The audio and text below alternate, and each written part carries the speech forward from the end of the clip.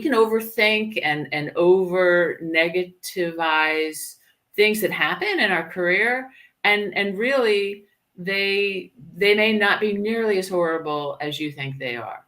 And I love that you had a career coach. You can just have a rant buddy. You can have a friend outside of the organization, does not work for your organization, who can help you just to realize, hey, yeah, that happened. That felt really bad. And that was a bad moment for you. In time, you're going to see that was a speed bump. And so I do think that is super valuable.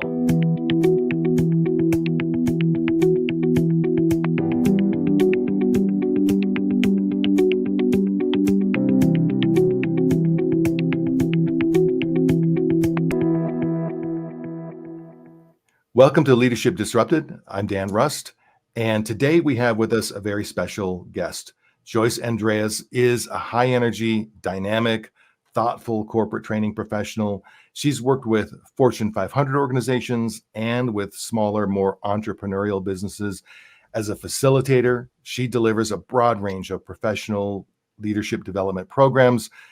She delivers those globally, and she quickly builds rapport and credibility when she focuses on topics like coaching and talent development, from emerging leaders to senior executives, on emotional intelligence, communication styles, presentation skills, change management and resilience, performance and development planning, influencing others. Basically everything. Joyce does everything exceptionally well. And that's one of the reasons I'm thrilled to have her with us today. I expect this to be a very wide-ranging and interesting conversation. So, Joyce, first of all, welcome to the Leadership Disrupted podcast. It is very good to see you. Joyce and I, we've worked together on numerous projects. And so when I say nice things, those are not nice things just because I read your LinkedIn profile this morning. They're nice things because I've experienced them. And so, but before we really dive in, is there anything that I'm missing in terms of like filling in the blanks regarding who is Joyce? Anything that comes to mind? Well, first of all, I'm glad you read my LinkedIn leadership profile this morning, because I just wrote it this morning. So it's excellent. fresh. Okay.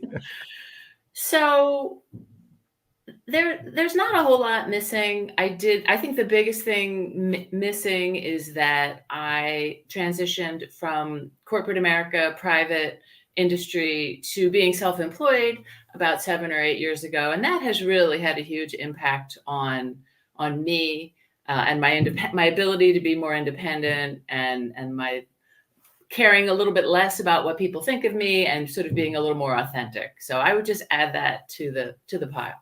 Well, I do think one of the things that makes you as effective as you are is because you have lived in that world of corporate America.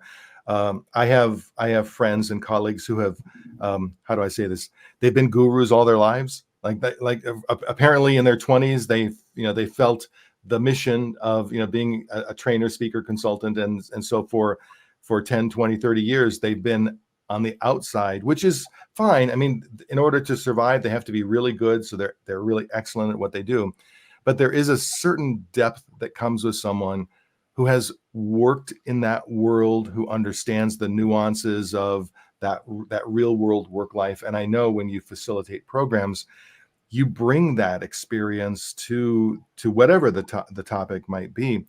And so I'm excited, and I don't want to go too deep too fast, but I'm excited to talk about how you've seen what we might call the optimal leadership model, how you've seen it evolve even over the last few years. Clearly something is shifting because the employees are shifting. Employees are changing. Their attention spans are lower. They're more impatient. They want to grow faster. They don't want to do necessarily the gritty work necessary to grow faster. They want development. They expect more from their leaders, while their leaders are still focused on having to deliver results. And so any thoughts on just the overall landscape shift that you're seeing in today's workplace, and specifically how that might impact, what the ideal leadership model might be? Yeah. So just to comment on the background, I feel like for me, it was essential to have had in-house corporate or company experience because I have zero technical knowledge on like any subject. So for me, having the ability to have worked in manufacturing and distribution, warehousing, and inside of corporate headquarters, and with sales, and with all kinds of different finance and IT, and folks in logistics and inventory. All of that to me has been really helpful just to understand their world, because I don't know anything about what those people actually do. So that's really been critical for me as a facilitator. And now, so your question is about the ideal leadership model. And I don't even know what those three words strung together mean. So tell me what it is right now. Dan, what is the leadership model right now so that I can react to what perhaps could be ideal or not? Yeah, okay, it's pretty fancy terminology, and I would say These are small words. what I think there's a gap between what employees want from their leaders and what leaders think they need to be in order to be effective. And I think classically in the last 10, 20, 30 years, there is a leadership model that is meaning the leader is at the top of a pyramid. The leader is the essentially the king is the person in charge, the person who directs. Generally, the unspoken expectation is that the leader is the most competent, is the smartest.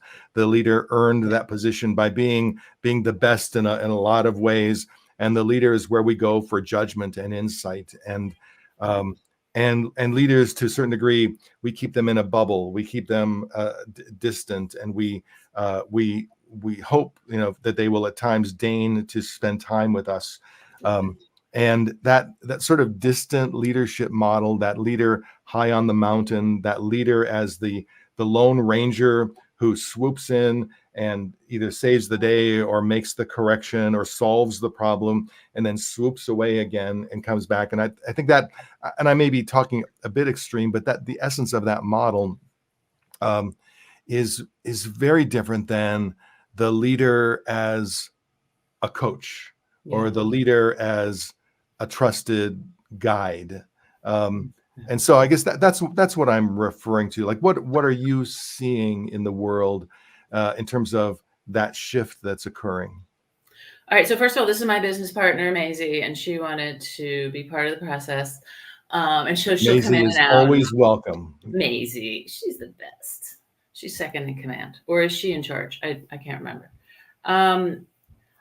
I think about, and so sort of the leader that you described is sort of the most senior sort of leader in the house. And I think I'm just going to redirect because I don't know the answer to that one. Yeah. So I'm going to redirect to say those who lead others sort of at a, at whatever level, but oftentimes as, a senior director, even VP and so on.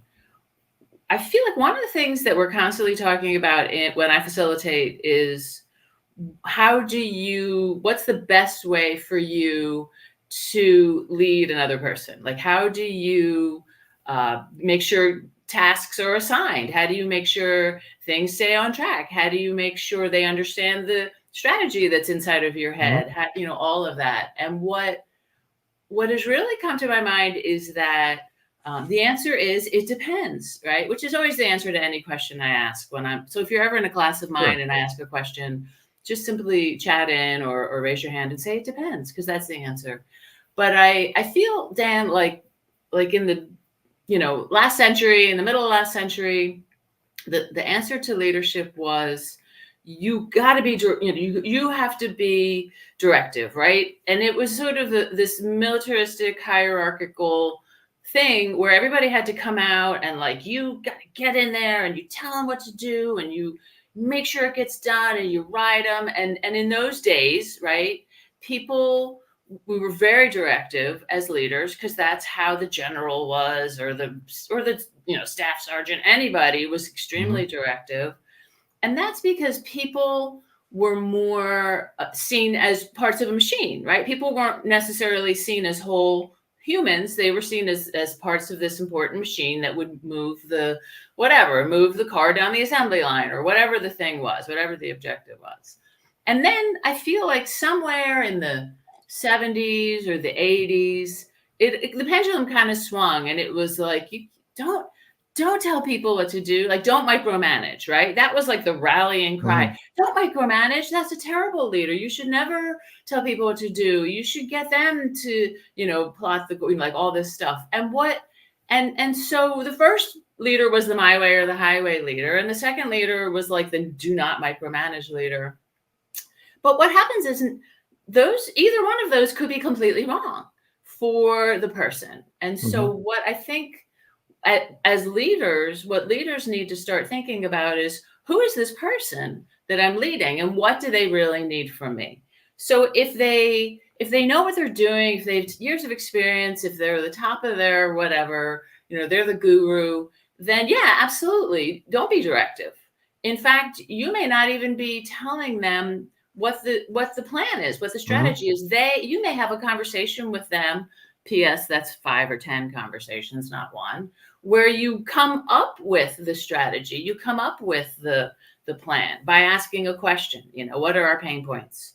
What's one thing we could do that would change, the way things are going around here for the better, right? And then they do it, right? That's the highest level. But for other folks on the team, they may not have that level of ability at all, right? And so you may need to be extremely directive. Here's what we need to do. But then don't forget, here's why we need to do it, right? Here's how it helps the business, or it helps your team, or how it helps you, right? So here's what needs to be done. Maybe even as directive as, here's how to do it. In fact, I'm going to show you how to do it once or twice until you get it. So I think what's happened is people have been stuck between these. You gotta get in there and just tell them what to do, or don't be a micromanager. Let everybody, just sort of walk around and by osmosis figure it out. And that may not be right. So you need to assess the person on a per person basis and figure out, what do they need right here, right now, in this moment when I'm leading them. And no one's ever I don't think people tell people that, like, go figure it out one task at a time, or one person at a time, because you need to flex your style. A good leader knows how to flex, right? They aren't the same person every time. But to do that, that somewhat supposes that the leader, when the style does require more engagement and micromanaging, that the leader is competent to do that. So it requires that you actually know what needs to be done, or vice versa, that you have the confidence and the awareness of your people to know when you can back up, when you can back off, because you don't want to just set someone up for failure and say, well, you know what, I'm going to let you learn through mistakes. Well, that's to a certain degree that's fine. And it's interesting that I hear more and more when I talk to younger employees, when I say, what do you want most in a leader? And there are lots of answers, but what comes up more frequently than I had expected is they will say, I want competence. I want someone who I feel I can count on, that he or she, they know the job, they know what needs to be done. And when they say, we're doing this for this reason, I need to be able to trust them. And I don't know that this is true, but I'm wondering if, when we made that sort of flip into the 70s and 80s, where we all avoid micromanaging, so that it's really not necessary, because you're not going to be a micromanager, so you don't necessarily know which buttons need to be pushed. You don't necessarily need to know all of the details. But in fact, maybe the pendulum is swinging back to where you actually, when it's necessary, have to know enough to be an effective detail manager, or vice versa. How does that strike you? Well, I think we should back up the train, and you and I should brainstorm a list. How do people learn to do things? In the workplace, how do employees gain skills? What are all the different ways? It depends. You got an A on the midterm, Thank you. Dan Rust. What are the types of ways people can learn at work? Well, I suppose they learn by observing, they learn by doing, sometimes they learn by making mistakes. Right. Um, Who might they observe? each other. Mhm. Sometimes their supervisor or their manager. Yeah. Um, I guess What those would else be might my they answer. observe? Oh no, I feel like what else might they observe? How do people learn stuff at work? Right? They can go to a training. They can, my favorite way. They can watch a YouTube video, which a lot of them do. They can observe a coworker, right? They can be cross trained. Their manager can tell them. Mhm. They can say, go to the shared site and read the manual, right? There are all kinds of ways that people can learn. Some of those ways don't necessarily include the manager exactly knowing how to do the thing, right? Mhm. Some of those things are other people who know and are experts and have figured out a way to share that knowledge. Some of it's transferable skill sets, right? So a good leader will know their people and will say, "Oh, well, you kind of already did this. Let's talk Mhm. about the things you've already done in your history or on your resume or here in our workplace that you've done that are really already this, right?" So I do think, yeah, a manager has to know the business and they have to know why what they're asking the person to do is important and valuable for the company and for the person, like all of that, yeah. But they don't have to have that same level of knowledge that they're asking the employee to gain because there's so many places that Sure. an employee can gain the knowledge to do their job without the leader technically taking up their time to But to but teach. then the leader also needs to know what they don't know so that you Sure. don't have Oh a yeah. leader Yeah. getting overly directive in an area where they actually don't have the expertise to be directive. Right, and then they give bad data. Then the Mhm. person has to unlearn, right, what the leader taught them, and that's where, you'll see the coworkers take the person aside and say, "No, we don't actually do it that way," right? And so that's a complete disconnect for the employee. And so back to your question of why do these newer entrants into the workforce want competence? Maybe they're seeing a lack of it when the leaders are showing them how to Yeah. do things, when they're new to the company. Particularly if they're thinking, I would do it differently and I could do it better. Um, and yet you're only in the leader, you're only in your 30s, so I can't wait for you to die off and move somewhere else. Right, How do right. I fill this vacuum, essentially?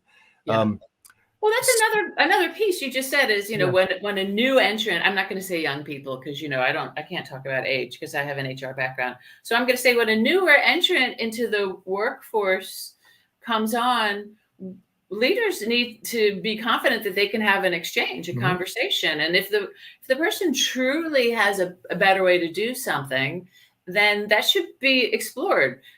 What often happens, as the parent of two young adults, is the young adult or the newer entrant thinks they have a better way, but Mhm. they're missing a couple pieces of life experience that might not make their way better from a legal standpoint or any Mhm. range of things that should be considered when you're doing things at work. And so, that's where the leader needs to make the decision. Should I allow trial and error to happen with support? Mhm. Or should I be more directive in this case? And again, it's about trying to know your people, trying to understand their style, their history, and what can they draw upon to also get to this Mhm. conclusion. And then sometimes those new entrants into the workforce, you see, I do learn those new entrants into the workforce. Sometimes they do have better ideas, or they have ideas that wouldn't have occurred to you. And so, maintaining that openness, I think, can be critical, or at least making sure that they feel they have a voice, so that they feel they've been heard. And even if if they've been heard, and then it's explained to them, or they come to understand that, okay, with a different perspective or with more information, maybe that idea wasn't as great as I thought it was. This does lead me, because you mentioned your background in HR, and it's not often Because now you have a background in HR, you've been an HR director, you've been a key leader in human resources, but now you're out, not like you're out of the mafia, but you're out.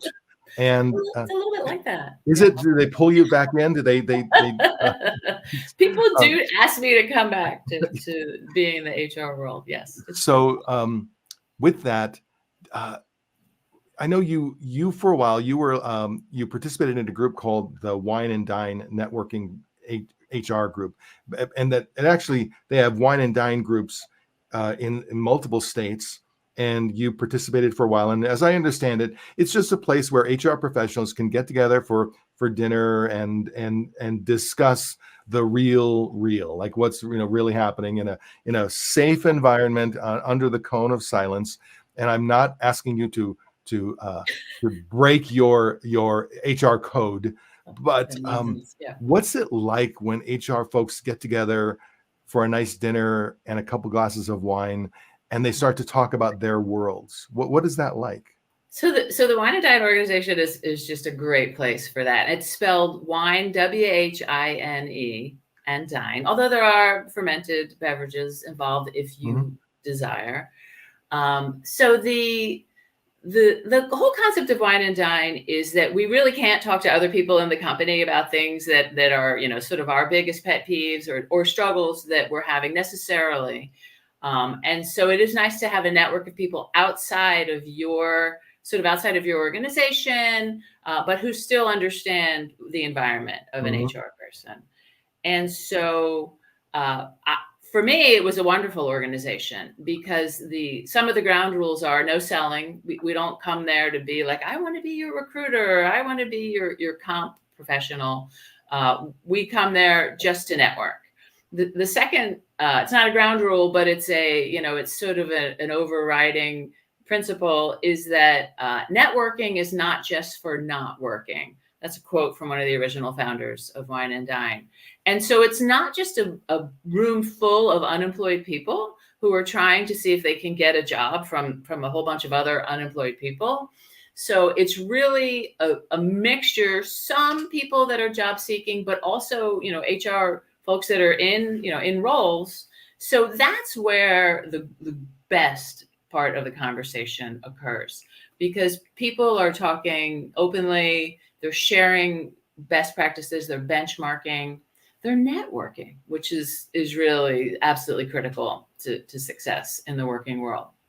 So, Well, and I and imagine, folks will connect after as well. They'll get yeah. together and they'll have a cup of coffee, and they'll continue the conversation one-on-one that was started in a group setting. So it's really a great, any kind of networking you can do that helps you to connect to others in your industry or in your vocation. Highly, highly recommended. So in your experience, let's look at your entire life of experience. Is there one event or thing that's happened to you that you would say that is like one of the major formative experiences of my life that led me to be the person that I am today, the leader that I am today, the just the human that I am today? What would you say is the or one of the most formative experiences of your life? I mean, no, I wouldn't say there is an experience. I would say, for me, it's been the self-realization of different experiences. For me, for example, when I went to school, I was fortunate. I was able to go to college. I majored in psych, soc, anthropology. It was a school that was very much into internships and co-ops and other. It was Drexel University. I don't have to be, I don't have to hide it. Go Dragons. And so I spent 5 years there, because you do that to get all the extra work experience, to get a 4-year degree. And near the end, I was like, oh, I don't want to be a psychologist, because then you have to get your doctorate. And I really didn't want to do that. So at the end, I had a good career advisor, and I just took a bunch of classes, like in the last year and a half. All these classes, I took classes in accounting and finance and law, and this class called personnel management. Can you imagine, Dan? And so I realized through all those classes that, wow, HR is absolutely where I want to be. And I was lucky that I found that Hmm. before I graduated.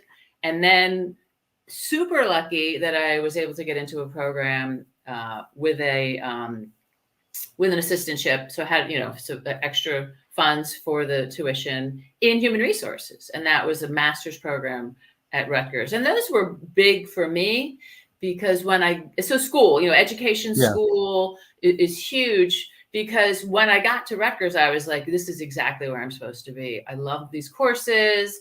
I love what I'm learning. Rutgers was very practical, very hands-on. Like, you learn the thing and then you build the model like in the next week, so it was just, for me, that was great. So that was hugely formative. I knew I was in the right place. And then it's really just been for me a journey of, having this manager or that, organization, and saying I like this or I don't like that. And some of it's fortuitous, and so, met somebody on an internship and then fell in love with him, and that, became my husband. But that, I didn't plan it. But that was a big Hmm. thing, right? And that influenced, jobs that I took. I took a job in Houston and he was in New Jersey, and then, said, well, I'm not loving the distance. I'm not loving the whatever. And then came back. So all that, that's just stuff, right? That happens where you land, where you move to, what train line you're on. All of that, I think, adds up to, where you're going to apply for work and the experiences you're going to have. So no one thing, many things, but trying to process them as, how is this, what's good about this, what would I do differently about this. Well, and then exposing yourself to those many things, that whether that was intentional or not, that was, ultimately the outcome. But it's interesting that you've arrived at this place where psychology, sociology, or soc, as you refer to it. I'm assuming that's how the cool kids refer to sociology, Yeah, psychology, soc, and anthropology. yeah, I mean, you've arrived at this, what I would think is the most exciting arena in the modern world for psychology, sociology, and anthropology would be the modern work environment. I mean, right, that's where we exist, and that's where humans are interacting with each other, and where all the complexities of humans ultimately bubble up. And then in the HR role, you get to manage all of that complexity, or at least attempt to manage through a lot of that. Um, in terms of, because I know you focus a lot on emerging leaders and helping emerging leaders grow, into their roles and accelerate their career trajectories. Is there any common advice or any common gaps that you see with emerging leaders where you're able to, well, again, accelerate them through yeah. your interaction with them? They're my favorite. Don't tell the others. Emerging leaders are my favorite, for this simple reason, and we've probably talked about this before, Dan, that they they've been sort of promoted or placed in this role, um, generally for technical skill, Hmm. possibility of the Peter principle, right? Where you're risen to this level because you have this great technical skill, but that's it, right? You're not going to go further. And they're steeped in the imposter phenomenon of, like, how did I even get picked? Many of them. And what happens, I think, in our education system, college or high school or trade school, wherever you got your core education prior to coming into work, is we don't really teach some of the very basics of managing and leading. Things like how to delegate, right? Or how to coach another person and meet them where they are. And not coaching in terms of running up and down the sidelines yelling, throw the ball, red-faced coaching, but rather how to get someone to sort of maybe come to their own conclusions about where they are, what's going well, what's not going well, and what are the things they need to do to get to that next level, right? And so I see almost none of that, or I've seen almost none of that taught in class. And so here is this emerging leader. They're newly supervising or managing others, and they're like, I don't know how I'm supposed to do this, right? Those things. I know how to do the technical stuff. So I'll lean in real hard on the technical stuff because that's what got me here, and that's what I'm good at.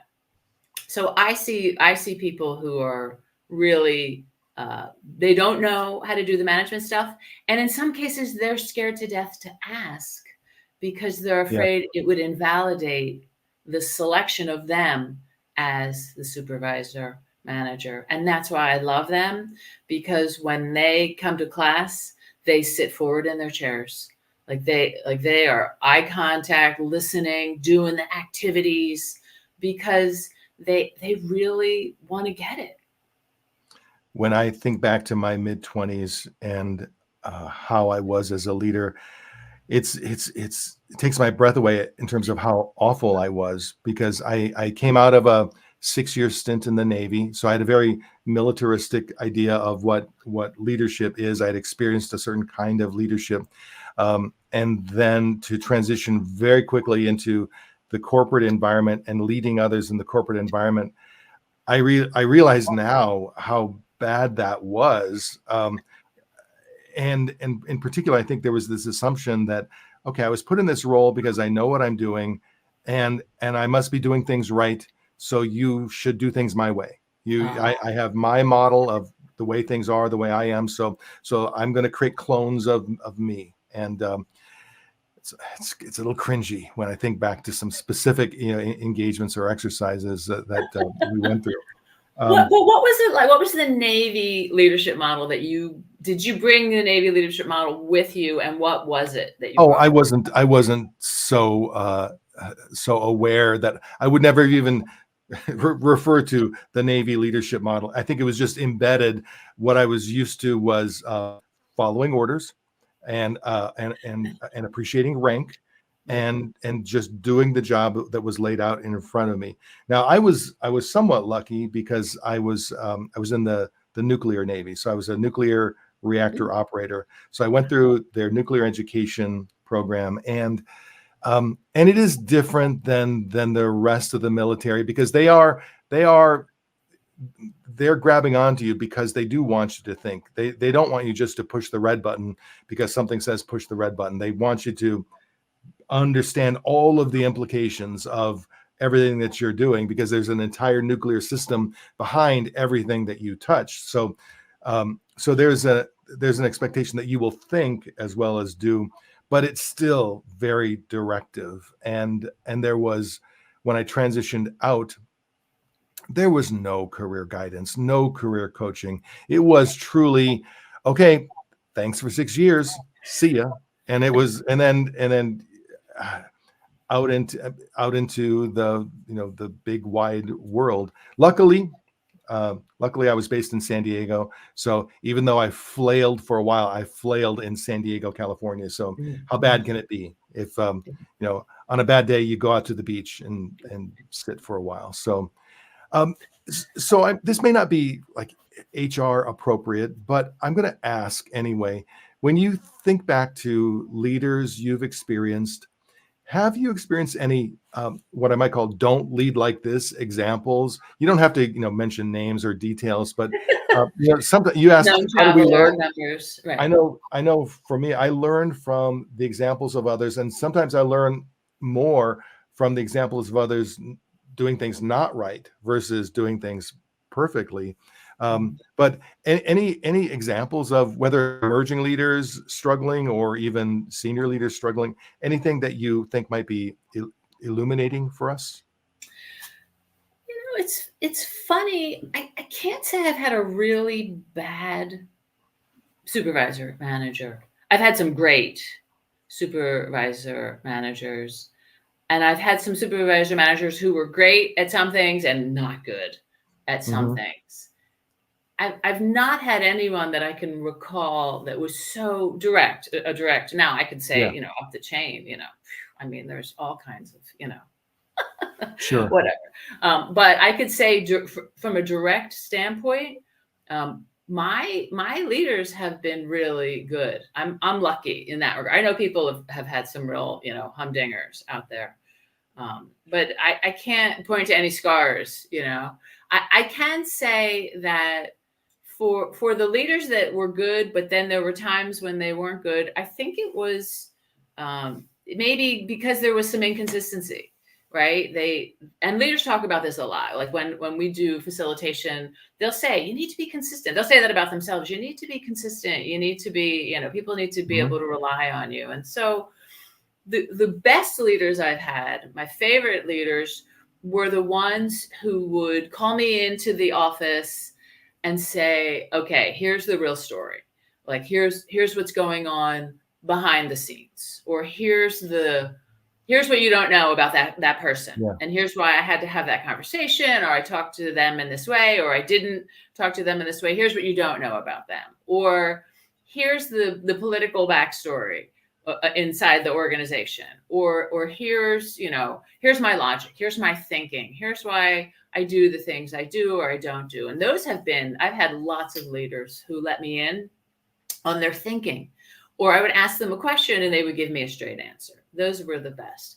And times when I was like frustrated with a leader, it was because one day they said, oh, I really want you to do it, I want you to do it this way, and I would, a week later, I'd give them the thing that way, and they'd say, "Oh no," and they'd mark it all up, and I'd say, "Wait, that's not consistent with what you wanted last week." And so, and that's not a big deal, right? Because you ultimately are going to come to figure out what is going on, right? Why is it not consistent?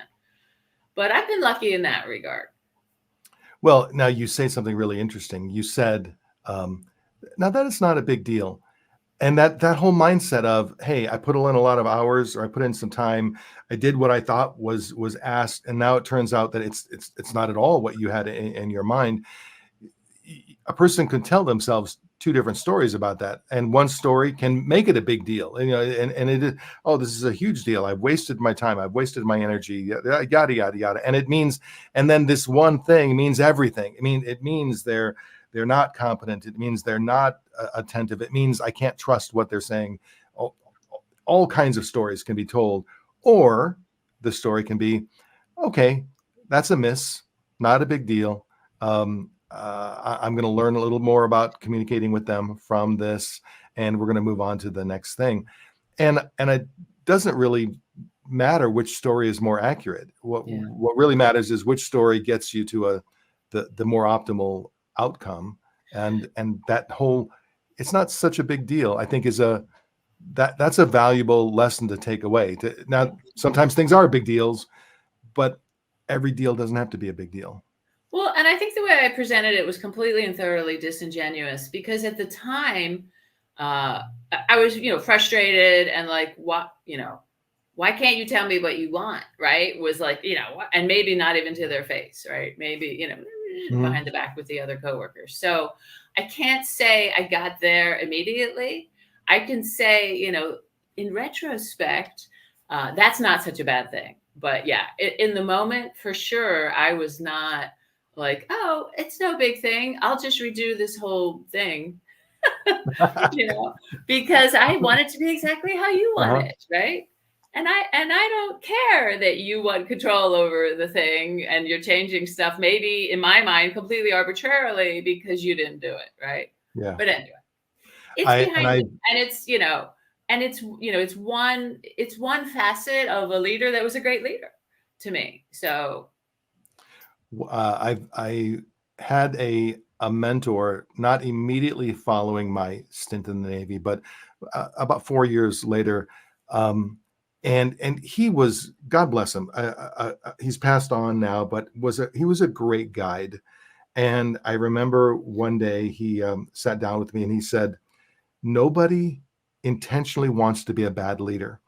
Nobody intentionally wants to do a bad job. He said, now, there are bad leaders. There are people who do bad jobs. There are people who make mistakes. But just always remind yourself, it's almost never intentional. Rare occasion it might be, but almost never. right, And so right. then you have to ask yourself, then why are they doing a bad job? They don't want to. So but there must be some reason behind it. And that stuck with me. I can't say I always remember it in the heat of the moment. But it sticks with me to say, okay, there's always a reason under the reason, an issue under the issue. And a lot of times when you do take the time if you can, to find out those underlying reasons, it can help, or what it can do is also help you, even if you don't ultimately discover what the underlying reason is, it at least can give you a sense of perspective. Maybe it's not such a big deal. Or if there's another side to the story, even if I don't know what that side is, at least helps me manage my own emotions. I hope you show that same level of self awareness and impulse control when I ask you to edit the training materials that you've provided to me 2 weeks or 5 days before the actual training session. So in the past, have I shown that same impulse control? I hope that I have. I hope Yeah. that I have. And I just want you to keep that last thought in mind. yeah, I You will. don't always know the underlying craziness reason. You just know that the person is insistent. Absolutely fair request. And what I know happens with me is the reason the lesson is so good for me is because I do um, get a little too fiery and judgmental and cynical sometimes, and when I can remind myself to back up, there's another side to the story. I may not always know what that other side is, but there always is. Because what I appreciate most about you, Joyce, is you just the phrase "flow like water" or "be water." You seem to be somebody who's really internalized just flow like water. Whatever happens, happens. You do what you can to put ripples in the current, but you're not going to try to change the unchangeable. You seem to. Has that always been your nature, or is this something you've arrived at over time? I'm sure if you interviewed any 10 people, they'd be like, I don't know what you're talking about. Like she flows like lava, or she flows like a rock. But I will say that I grew up in a household, the youngest of 8. And so, yeah, I mean, I kind of didn't have control over anything, right? Mhm. So I definitely can say when you see that behavior, it's definitely because I knew I wasn't going to change where things were going or how they were going to get there. So I was definitely going to ride that current. But there are definitely times when I don't flow at all. I'm completely intractable, or uh, get me at Mhm. Thanksgiving. Let's start talking politics at Thanksgiving. I'll be standing on my chair, pointing my finger at you, saying things you could never imagine me saying. And that's actually a true story. And we'll talk about that another time. But I guess definitely part of, your upbringing definitely has an impact on at least how you show up in the workplace, right? If Yeah. not other places as well. So since emerging leaders are a true passion for you, let's go back to that for a bit. With emerging leaders coming into a work environment, have you had situations where leaders go or young Come on, where Dan. I'm trying to remember the right terminology. Newer entrants Okay, into the workforce. okay. Have you had a situation where newer entrants into the workforce Right, right. may work as a colleague for a group of people? And then at a certain point, because they're such a strong individual contributor, they Mhm. are promoted into a supervisory role over their colleagues. Um, when that happens, I guess any guidance you might provide in a situation like that? Yeah. That is a really hard one. That comes up all the time when we're facilitating. It's a struggle for them, and sort of the whole. And I'm probably oversimplifying when I say I kind of want to be their friend, and I almost don't even know, how to now be, manage. That's oversimplification because they know a lot of it, but I think the anxiety over breaking the eggshells is big. And back to being consistent, right? You can certainly be kind and friendly to someone, whether you're a peer or a manager, but you can also distance a little. There could be an appropriate Yeah. distance for people that report to you. I'm not saying you shouldn't socialize or those kinds of things, but you're probably not going to get in the weeds with the complaining about the company or the or the management or this, that, and the next thing, right? You're going to find yourself in a different place because when you get promoted to that level, you're an agent of the company. Mhm. And so a lot of people don't understand the concept of what does it mean to be an agent of the company, or I didn't pick being an agent of the company. But the reality is when you assume the awesome mantle of management and leadership, you are. And so in some ways that has to change. Your behavior has to change enough so that you can put forth the objectives of the company, but also protect the assets of the company. That's a very, I don't know, that's a concept that people do not tell new leaders about, that Mhm. you're in a different place. You're responsible. You're accountable for the things that happen in the department, even if you're not there when they happen. So that level of accountability means you need to behave in a way that is protective of yourself and the organization. It's a tough concept for newer leaders. Well, and going back to psychology, sociology, and anthropology, it's an interesting transition when you have someone who has been a member of the tribe Hmm. Hmm. and an equal contributor to the tribe, perhaps maybe an exceptional contributor because something about them caused, but the tribe did not vote to make them Right. chief or leader. Right. Someone, Or medicine person, yeah, right? Like yeah. any of those layers of power. Suddenly they're elevated to providing direction, and so from an anthropological standpoint or a psychological standpoint, that's challenging for people because I didn't choose you to lead, and now I'm going to be watching how does your behavior change, how do you change, what's and that can be very challenging, I imagine, for newer leaders, younger leaders who are trying to manage all of those dynamics. Because I had some people who I was really good friends with. I had some people who I was not good friends with. In fact, I kind of had a chip on my shoulder about them, and all of those things Right. have to kind of be set aside to some Right. degree to say I'm not going to pretend that I don't know all of those things, but I now have to give everyone a fair shot in terms of how I lead them because as you point out, my prime responsibility is to safeguard the assets of the business. And in this case, one of those assets is the time and capability of the people who are reporting to me. Right. Right. Yeah, I think, and there's worse things that can happen. It could be someone else wanted the role and didn't get it, and now that creates a whole different dynamic that either is one that would want to see you not succeed, or one that isn't going to be real helpful to you, whatever. And so there's a lot of sociology Mhm. happening in that environment, and of course there's no sure one way to get different personalities or different team members on board, but you got to try to get them all on board. And some of them will come on board because they ride the flow, right? They're like, Yeah. whatever. Oh, you're the new boss, great. Sign here. Like they don't, whatever. It's not a thing to them. Some people, you'll need to elevate them with you.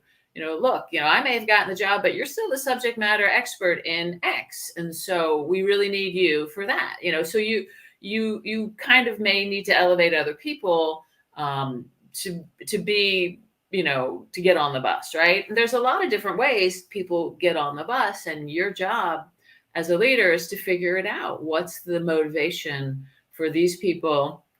And there's other things too, right? Sometimes we give up easily, and there's turnover, and Mhm. for whatever reason, whether it's something voluntary, involuntary, or mutual agreement.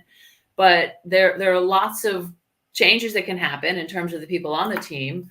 But wouldn't it be great if you had a great team, if you could continue to have the same great team, even though somebody was elevated who wasn't elected? So there's a lot of communication, observation, listening, even some strategy, right? Because you're a leader now, and leaders need to be more strategic. All of that has to play into the success of you But ultimately, it's not you, it's the success of the team, which gets noticed by who? People above. And that translates into success for the company. Sounds You easy, know, right? I have been the guy passed over. I have been the person who was absolutely certain they were the best fit for Yeah. the promotion, and in the end, I had to have the hard conversation with my boss, who said, "It's not going to be you.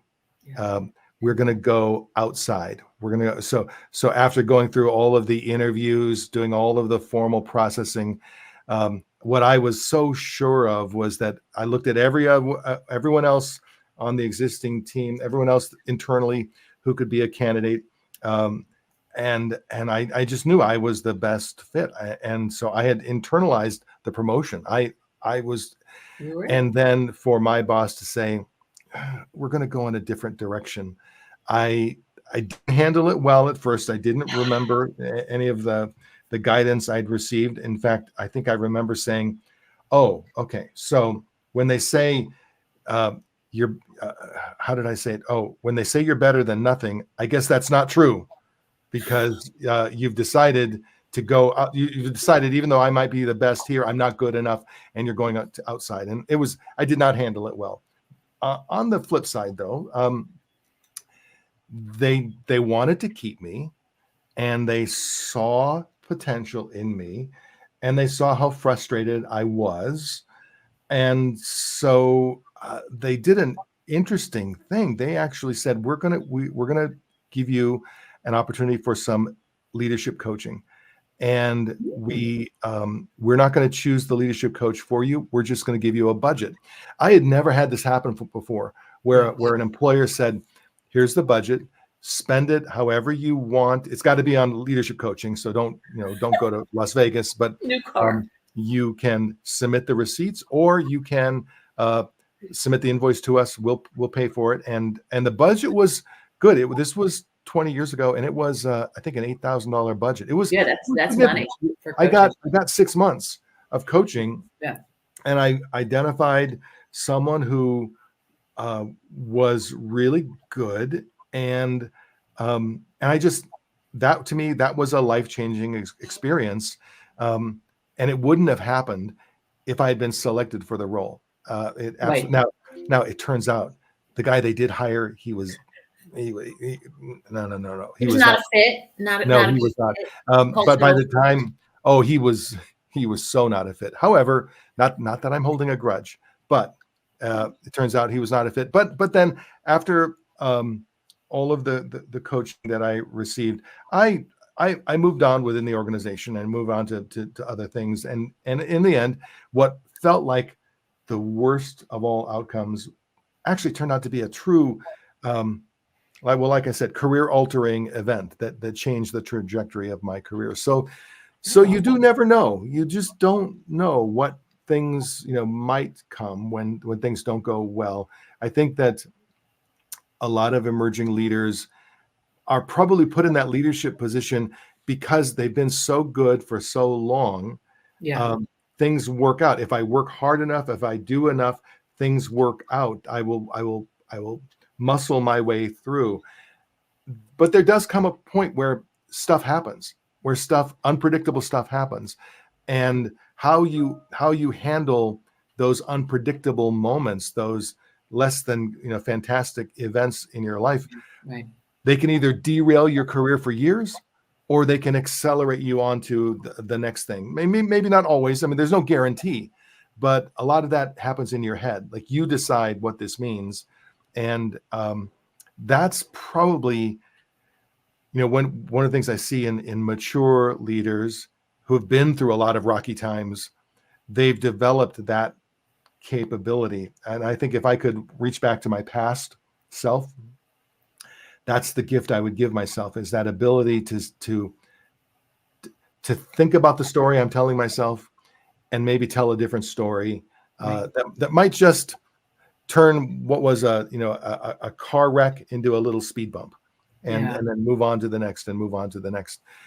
Um, if you had a group of emerging leaders with you right now, and you think about all of the various emerging leader training sessions that you've done, Mhm. coaching that you've done, counseling that you've done, if you had just a minute or two with a small group or an individual emerging leader, I know this isn't fair, but are there any thoughts that would crystallize like what you feel would be most important to impart into a young emerging leader? Yeah, in a way, you covered it, Dan, which is to say, what you think is a catastrophe right now, it, 10 years from now, you probably won't even remember it. This is why I can't remember terrible managers or these, big moments that, were earth Mhm. shattering and changed everything about me, because it doesn't pass the 10-year test, right? The 10-year test is, in 10 years, am I going to be married to it? Am I going, is it going to be a judge in the county where I work, or live? Is it, what is this? Is it going to be a parent of mine? Is it going to be one of my children or a close relative? If the thing isn't any of those, it's probably not nearly as big as you think it is. Mhm. So I feel like that's a really important point. Is we can overthink and over negativize things that happen in our career, and really they may not be nearly as horrible as you think they are. And I love that you had a career coach. You can just have a rant buddy. You can have a friend outside of the organization, does not work for your organization, who can help you just to realize, hey, yeah, that happened. That felt really bad, and that was a bad moment for you. In time, you're going to see that was a speed bump. And so I do think that is super valuable. And even, even the great things, right? Remember when we all came out of school and we put our GPAs on our resume? Mhm. You remember that? We were like, oh yeah, It's my GPA. embarrassing, but yes, yes. Right, because I was proud. Mhm. I did a lot of studying or whatever, Mhm. took tests and all that. So I was proud of that. Well, after a year or so, GPA falls off the resume, right? Because it's really not important. It's not relevant. And so I think it's the same. It's the same with the good things. You should feel great about them, and you should love them, but you can't rest on those per se. You're going to have to continue to accumulate, these wins in your win column, and it's okay to shed off the losses, because they're, you learn from them, right? You take them, you learn from them, but over time, they're not going to necessarily be nearly as big as you think, as you feel like they are in the moment. So I think that's a good lesson for people.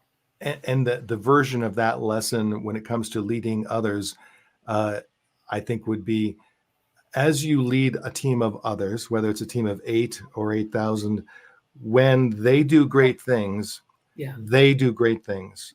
Right. Um, and those things are great, but they're probably not, they're not as fantastically great as they may feel in the moment, but it's definitely them doing great things. Right. And then when things don't work out, what I see in the very best leaders is they don't unfairly put it all on their own shoulders, but they do put it on their shoulders. It is more Right. of, they do great things, and when we have a miss, I own the miss. Now, Yeah. that's not to say I'm going to let other people off the hook when they've contributed to the miss, but I'm going to own the miss, because that's part of the job. And it may not seem fair, and it probably isn't fair, but it is what makes a great leader: a willingness to own the miss, and give away the credit, Yeah. within reason. You don't want someone who is so self-effacing that Right. Right. Right. that they're just a toady. That's not what we're talking about. But um, so any other final thoughts as we wrap up? I would just want to say, Joyce, what I love about this Oh, is just kind of the real world dialogue, particularly when it comes to emerging leaders. I think that many of them feel like they're in this alone. They feel yes. like, I'm trying to figure this out on my own, and they oftentimes don't get coaching. We put you in this job because you are a great individual contributor, and how hard can it be? You're going to have 7 people reporting to you.